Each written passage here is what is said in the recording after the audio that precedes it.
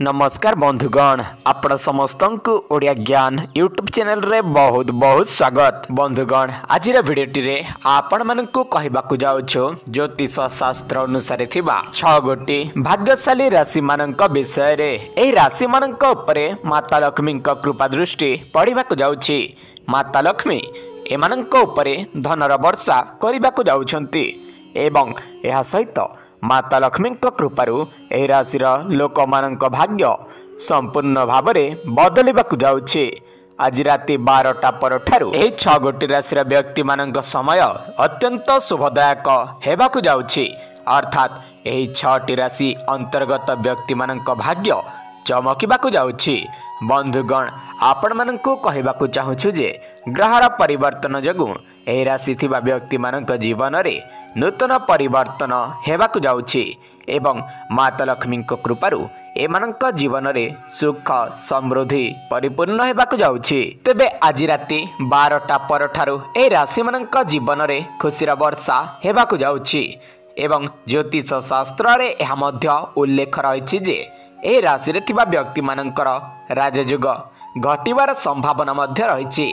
तेबे बंधुगण असंतु जानिबा सही 6 गोटी भाग्यशाली राशि मानक विषय रे। तेणु आपण माने भिडियोटी को बिना स्किप करी निश्चित भाव में शेष पर्यंत देखि आपणक राशि एही 6 गोटी राशि मध्य रे अछि ना नहीं जानि नियंतु। एवं आपण मानकु मोर विनम्र भावे अनुरोध आपण माने जदि आम चैनल रे प्रथम थर वीडियो देखु थांती ताल चैनल को सब्सक्राइब करी पाखरे थिबा बेल नोटिफिकेशन टी को ऑल रे प्रेस करी रखंतु जहा द्वारा आम नुआ नुआ वीडियो रो नोटिफिकेशन आपणक पाखरे सर्वप्रथम पहुंची पारिबो। बंधुगण सेही 6 गोटी भाग्यशाली राशि मानक मध्य रे प्रथम राशिटी हेउछि मेष राशि।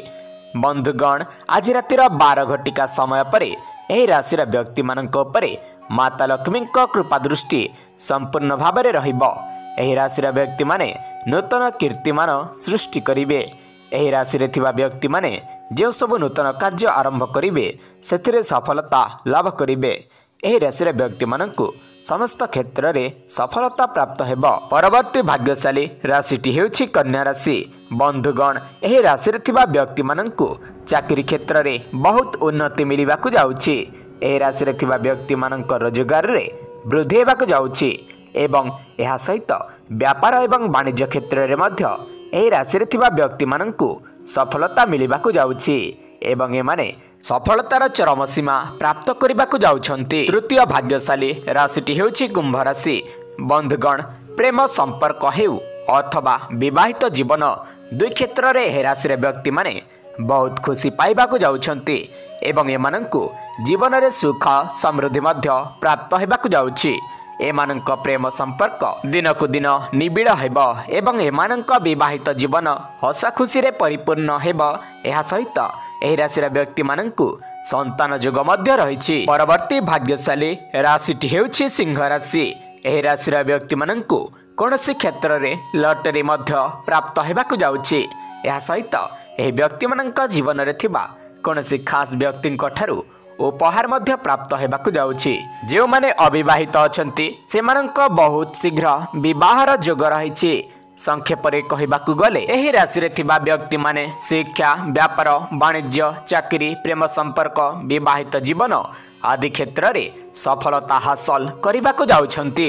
परवर्ती भाग्यशाली राशिटी हेउछि मकर राशि।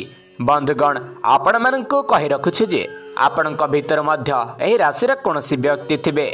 तेबे आपण कोनोसी व्यक्ति कथारे पड़ी निज जीवनर कोनोसी गुरुत्वपूर्ण क्षेत्र रे निष्पत्ति नियंतु नाही एवं समस्त कार्य भावी चिंती करंतु।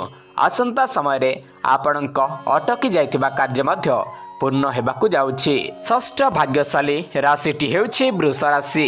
एही राशि व्यक्ति मानंकु माता लक्ष्मी आशीर्वाद संपूर्ण भाव में पड़िबाकू जाउछि। विद्यार्थी माने मध्य परीक्षा रे सफलता हासिल करिवे एवं उत्तीर्ण हेबे। संक्षिप्त रे जदि कहिबा एही राशि अंतर्गत व्यक्ति सफलतार चरम सीमा रे पहुंचीबे एवं शीर्ष स्थान अधिकार करिवे। तबे बंधुगण एहा थिला आजिर 6 गोटी भाग्यशाली राशि मानक विषय रे।